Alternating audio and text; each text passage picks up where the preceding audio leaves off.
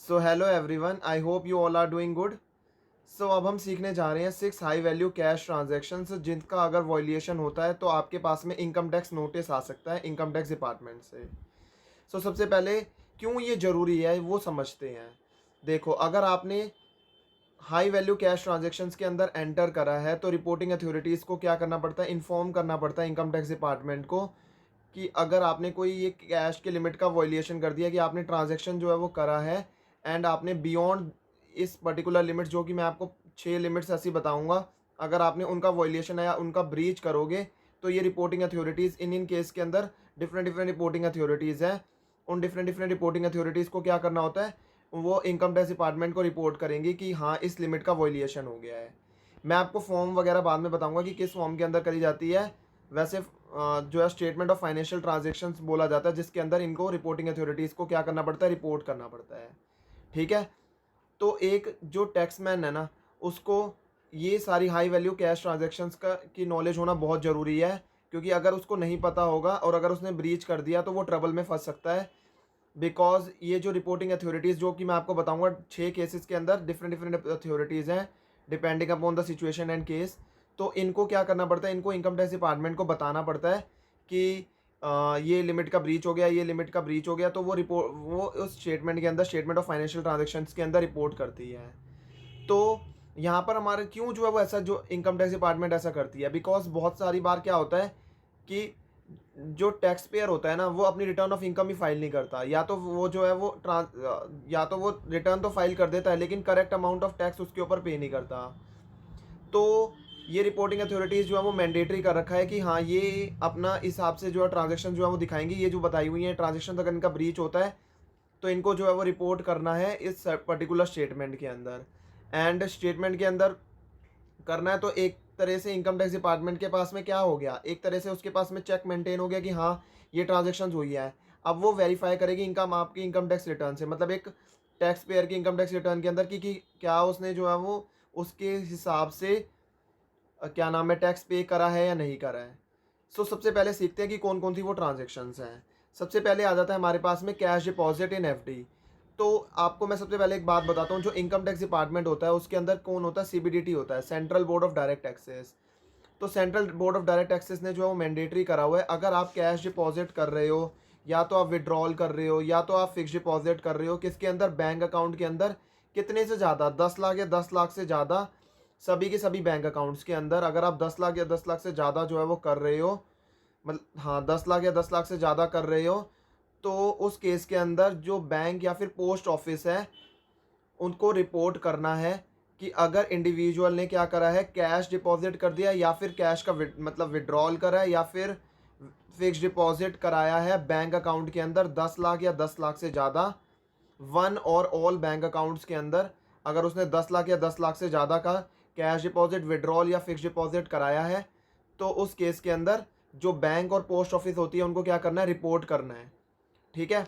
अब एक बात समझो, करंट अकाउंट के अंदर लिमिट, यहाँ पर अगर मान लो करंट अकाउंट होता तो करंट अकाउंट के अंदर लिमिट जो है वो 10 लाख की नहीं है, वहाँ पर लिमिट जो है वो 50 लैक्स की है। आपको करंट अकाउंट के अंदर ध्यान में रखना है कि करंट अकाउंट के अंदर लिमिट कितनी है। करंट अकाउंट के अंदर आपने अगर डिपॉजिट वगैरह कराया तो उसके अंदर 50 लाख रुपीज़ की लिमिट है। ठीक है। अब इसके बाद में एक सेकंड पॉइंट आ जाता है, ये तो हमारा हो गया फर्स्ट पॉइंट कि अगर इसका ब्रीच होगा, इसका वॉल्यूशन वगैरह होगा तो बैंक और पोस्ट ऑफिस को क्या करना है, रिपोर्ट कर देना है इनकम टैक्स डिपार्टमेंट को उस पर्टिकुलर स्टेटमेंट के अंदर, स्टेटमेंट ऑफ फाइनेंशियल ट्रांजेक्शन भी जिसे बोलते हैं। Now talking about our second one. Second क्या आ जाती है हमारे पास, अगर मान लो कोई भी टाइम डिपॉजिट हुआ है या फिर आपने परचेज करे हैं डिबेंचर्स, बॉन्ड्स, इन्वेस्टमेंट आपने शेयर्स के अंदर करी है, म्यूचुअल फंड्स के अंदर करी है, कंपनी के शेयर्स जो हैं वो बायबैक हुए हैं, या फिर फॉरेन करेंसी जो है वो परचेज करी है 10 लाख या 10 लाख से ज़्यादा, या तो आपने फॉरेन करेंसी क्या करी है, परचेज करी है 10 लाख रुपए या 10 लाख रुपए से ज़्यादा, तो उस केस के अंदर डिपेंडिंग अपॉन कि अगर टाइम डिपॉजिट वगैरह है तो उसके अंदर बैंक आ जाएगी, रिपोर्टिंग अथॉरिटीज़। एंड अगर मैं बात करूँ, बैंक पोस्ट ऑफिस वगैरह आ जाएंगी, डिबेंचर्स वगैरह या बॉन्ड वगैरह आपने 10 लाख रुपए से ज़्यादा के परचेज कर लिए। आप सोचो ना कि आपने डिबेंचर या बॉन्ड जो है 10 लाख रुपए से ज़्यादा के कैश के अंदर परचेज कर लिए हैं, 10 लाख या 10 लाख से ज़्यादा कैश में परचेज कर लिए हैं, तो कंपनीज वगैरह को क्या करना है, रिपोर्ट करना है स्टेटमेंट ऑफ फाइनेंशियल ट्रांजेक्शन्स के अंदर कि हाँ यहाँ पर 10 लाख या 10 लाख से ज़्यादा के कैश के अंदर डिबेंचर्स या बॉन्ड जो है वो किसने परचेज करे हैं, पर्सन ने परचेज करे हैं। तो ये रिपोर्टिंग अथॉरिटीज़ इस केस के अंदर कौन हो जाती है, जो कि अभी मैंने बताया सेकंड पॉइंट के अंदर, उसके अंदर bank, post office, companies, mutual fund and trustees वगैरह को क्या करना होता है, रिपोर्ट करना होता है। ठीक है। देन आ जाता है हमारे पास में थर्ड वन क्या आ जाता है, अगर मान लो आपने कोई भी क्रेडिट कार्ड से पेमेंट करी है 10 लाख रुपए या 10 लाख रुपए से ज़्यादा की पेमेंट करी है, किस चीज़ के अगेंस्ट जो भी बिल रेज हुआ है, परचेज का बिल कोई रेज हुआ, उस कोई भी परचेज का बिल था, उसके अगेंस्ट जो है वो आपने 10 लाख या 10 लाख रुपए से ज़्यादा की पेमेंट कर दी क्रेडिट कार्ड से, या फिर कोई एक्सपेंसेस की पेमेंट कर दी 10 लाख रुपए की कैश के अंदर, तो उस केस के अंदर जो रिपोर्टिंग अथॉरिटी, जो कि इस केस के अंदर कौन होगी, बैंक को क्या करना है, रिपोर्ट करना है इनकम टैक्स डिपार्टमेंट को। ठीक है। अगर अब मैं बात करूं अगली ट्रांजेक्शन कौन सी आ जाती है, तो अगर मान लो कोई भी आपने इमूवेबल प्रॉपर्टी का परचेज या सेल करा है, एंड उस इमूवेबल प्रॉपर्टी की जो स्टैम्प ड्यूटी वैल्यू है वो 30 लाख रुपीज़ या 30 लाख रुपीज़ से ज़्यादा है, तो उस केस के अंदर जो रजिस्ट्रार और सब रजिस्ट्रार है उसको क्या करना है, इन्फॉर्म करना पड़ता है स्टेटमेंट के अंदर कि हाँ, ये मतलब रिपोर्ट करना पड़ता है कि जो इमूवेबल प्रॉपर्टी है उसका परचेज और सेल हुआ है, जिसकी स्टैम्प ड्यूटी वैल्यू कितनी थी, 30 लाख रुपीज़ या 30 लाख रुपीज़ से ज़्यादा की थी। सो मूविंग फर्दर, अगर मैं बात करूं फिफ्थ ट्रांजैक्शन कौन सी आ जाती है, अगर मान लो कोई भी कैश रिसीव्ड करा गया है, 2 लाख रुपए या 2 लाख रुपए से ज़्यादा का कोई भी कैश आपने रिसीव करा है, कोई भी गुड्स बेचे गए, सेल हुए गुड्स और सर्विसेज का, एंड अगर आपने 2 लाख रुपए या 2 लाख रुपए से ज़्यादा का कैश रिसीव करा है, तो उस केस के अंदर क्या होगा, उस केस के अंदर जिस भी पर्सन ने कैश रिसीव करा है एंड जिसको ऑडिट करानी थी, वो रिपोर्टिंग अथॉरिटी है, उसको बताना पड़ेगा कि मैंने जो है वो 2 लाख रुपए से ज़्यादा का कैश रिसीव करा है जब मैंने गुड्स बेचे हैं। ठीक है, गुड्स बेचे हैं तो मैंने 2 लाख रुपए से ज़्यादा का कैश रिसीव करा है, तो ये एक पर्सन को बताना पड़ेगा। ठीक है, एक पर्टिकुलर पर्सन से 2 लाख रुपए से ज़्यादा का कैश रिसीव कर रहा है, तो यार बताना रिपोर्टेबल है, वो थोड़ा सा ना लॉजिकल भी लगता है। अगर अब मैं सिक्स्थ ट्रांजेक्शन की बात करूँ तो वो है कि फ़ॉरेन, अगर आपने कोई फॉरेन एक्सचेंज परचेज करा है, एंड इस फॉरेन एक्सचेंज के अंदर मैं बात करूं तो ट्रैवलर चेक आ जाते हैं, फॉरेन लैंड्स, डेबिट कार्ड और क्रेडिट कार्ड आ जाता है। अगर आपने 10 लाख रुपए से ज़्यादा का फॉरेन एक्सचेंज परचेज करा है, तो और वो भी आपने परचेज करा है कैश के अंदर, तो उस केस के अंदर ये रिपोर्टेबल ट्रांजेक्शन होती है, एंड अगर आपने रिपोर्ट नहीं करा तो दिक्कत हो जाती है कि आपके ऊपर जो है वो इनकम टैक्स का नोटिस आ सकता है। अब एक बात बताऊं कि जो ये रिपोर्टिंग अथॉरिटीज़ है, ये जो मैंने आपको बताया कि किसी में बैंक थी, पोस्ट ऑफिस है और ट्रस्टीज़ वगैरह है, ये सारी की सारी जो रिपोर्टिंग अथॉरिटीज़ हैं, इनको किसको इंटीमेट करना पड़ता है, इनको जो है वो डायरेक्टर ऑफ इनकम टैक्स को रिपोर्ट करना पड़ता है। सवाल उठ जाता है कि ये डायरेक्टर ऑफ इनकम टैक्स क्या होता है। देखो, ये डायरेक्टर ऑफ इनकम टैक्स क्या है, ये एक इंटेलिजेंस एंड क्रिमिनल इन्वेस्टिगेशन है। ये क्या है, ये डिपार्टमेंट वगैरह है किसका, इंटेलिजेंस एंड क्रिमिनल इन्वेस्टिगेशन का।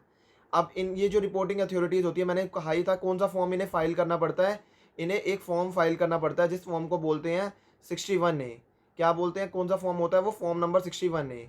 एंड क्या, कौन सी स्टेटमेंट बोली जाती है, उसे स्टेटमेंट ऑफ फाइनेंशियल ट्रांजेक्शंस जो है वो बोला जाता है। अब इन्वेस्टिगेशन विंग होता है ना इनकम टैक्स डिपार्टमेंट के अंदर, उसको ये सारी की सारी डिटेल्स जो है वो पता चलती रहती हैं इसी स्टेटमेंट वगैरह के थ्रू कि हाई वैल्यू ट्रांजेक्शन्स कौन कौन सी हैं, एंड वो देखती है कि पर्सन ने जो है वो रिटर्न ऑफ इनकम फाइल करी है या नहीं करी है। अगर मान लो ये नहीं है कि बस रिटर्न फाइल करना ही ऑब्लिगेशन होता है, वो ये भी देखेगी कि रिटर्न फाइल करी है तो उसके अंदर सही से इनकम डिस्क्लोज करी भी है या नहीं भी करी है, तो वो ये भी देखेगी। ठीक है। अब अगर आप ये पूछोगे कि इनकम टैक्स डिपार्टमेंट और क्या मेजर्स जो है वो ले रही है इस चीज़ों के रिगार्डिंग, तो मैं बताना चाहूँगा कि 1 जून 2020 के अंदर जो इनकम टैक्स डिपार्टमेंट है उसने रिवाइज्ड फॉर्म 26AS निकाला था, एंड रिवाइज फॉर्म 26AS के पार्ट नंबर ई के अंदर इंफॉर्मेशन डालनी पड़ती है जो भी हाई वैल्यू ट्रांजेक्शन्स होंगी। एंड अगर मैं बात करूं कि और क्या मेजर्स लिए हैं, तो जो इनकम टैक्स डिपार्टमेंट है उसने अदर रिलेटेड डिपार्टमेंट्स के साथ में अपना हैंड जो है वो शेक करा है कि हाँ, आप जो है वो हमारी मदद करो डाटा एक्सचेंज करने के अंदर। तो इनकम टैक्स डिपार्टमेंट ने एक मेमोरेंडम ऑफ अंडरस्टैंडिंग्स बनाई है वेरियस डिपार्टमेंट के साथ में कि आप हमारे को इन्फॉर्मेशन एक्सचेंज वगैरह करो, कि ताकि हमारे को पता चलता रहे कि सब कुछ स्मूथ तरीके से काम हो रहा है या नहीं हो रहा है, जिसको रिटर्न फाइल करनी है उसने रिटर्न फाइल करी है नहीं करी है, and correct amount of tax जो है वो पे कर रहा है नहीं कर रहा। तो वो इसीलिए उसने शेक हैंड करा किससे, रिलेटेड डिपार्टमेंट से। अगर मैं बात करूं अगला मेजर उसने क्या करा है, उसने, अगर मैं बात करूं बजट 2019 के अंदर, तो हाई वैल्यू ट्रांजेक्शन्स की को रिपोर्ट करना था, मैंडेटरी रिपोर्टिंग थी ROI के अंदर।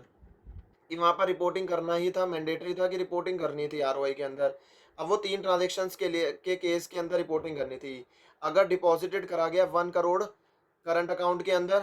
तो अगर डिपॉज़िट करा गया 1 करोड़ या 1 करोड़ से ज़्यादा, तो आपको वो रिटर्न ऑफ इनकम के अंदर रिपोर्ट करना पड़ेगा। अगर आपने जो है वो कोई भी फ़ॉरेन ट्रैवल पर 2 लाख रुपए से ज़्यादा का खर्चा कर दिया है, तो उस केस के अंदर आपको ये चीज़ जो है वो अपनी रिटर्न के अंदर रिपोर्ट करना था। एंड अगर आपकी इलेक्ट्रिसिटी एक्सपेंसेस जो भी 10 लाख रुपए से ज़्यादा का करा हुआ है, अगर इलेक्ट्रिसिटी एक्सपेंसेस का खर्चा, तो वो रिपोर्टेबल था। ये गवर्नमेंट ने बजट 2019 के अंदर ही लेकर आए थे, ठीक है। और अगर मैं बात करूं,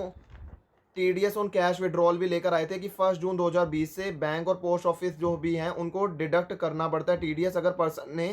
कैश डिपॉजिट करा दिया है, कैश का विड्रॉल करा दिया है। कैश का क्या करा है, विड्रॉल करा है 20 लाख रुपए से ज़्यादा का या 1 करोड़ से ज़्यादा का, जो भी उनकी इनकम है उसके हिसाब से 20 लाख या 1 करोड़ से ज़्यादा, based on their current filing statement. और उसके ऊपर टीडीएस कितना काटना है, 2% और 5% के हिसाब से। अब 2% और 5% अलग अलग केस के अंदर हो जाता है। अगर आप जो है वो रेगुलर फिलर्स वगैरह हो रिटर्न फाइलिंग के, तो 2% है। एंड अगर आप इनकम टैक्स रिटर्न जो है 3 साल या वगैरह फाइल नहीं करी है, तो आपके ऊपर टीडीएस का रेट बढ़कर 5% हो जाता है। तो वो वाली बातें भी जो है वो यहाँ पर रह जाती हैं। सो यहाँ पर हमने ये सारी की सारी ये हाई वैल्यू कैश ट्रांजेक्शन्स पढ़ी। ये सारी हाई वैल्यू कैश ट्रांजेक्शन्स के अंदर ये सारी की सारी रिपोर्टिंग अथॉरिटीज़ को क्या करना पड़ता है, ये रिपोर्ट करनी पड़ती है। कौन से फॉर्म में, फॉर्म नंबर 61A के अंदर, किस स्टेटमेंट में, statement of financial transactions. And अगर आपने ये हाई वैल्यू कैश ट्रांजेक्शन्स का वॉल्यूशन करोगे, तो आपके पास में क्या आ जाता है, इनकम टैक्स का नोटिस आ जाता है। सो आई होप आपको ये वीडियो जो है वो फ्रूटफुल लगी होगी। अगर आपको ये वीडियो पसंद आई होगी तो वीडियो को लाइक ज़रूर कर देना एंड चैनल को सब्सक्राइब जरूर कर देना। Do share it with your friends and thank you everyone for watching the video.